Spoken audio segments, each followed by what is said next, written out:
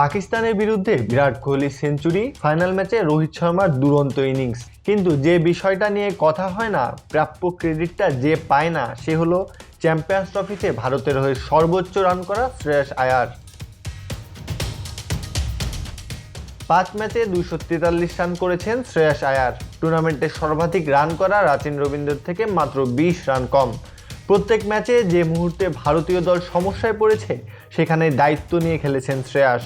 ফাইনালেও একটা গুরুত্বপূর্ণ 48 রানের ইনিংস খেলেন। শ্রেয়াসের লাগাতার দায়িত্বপূর্ণ পারফরমেন্সের কারণেই কেএল রাহুলের মতো এত ভালো একজন প্লেয়ারকে ফিনিশিংয়ে দেওয়ার জন্য রাখতে পেরেছে ভারত।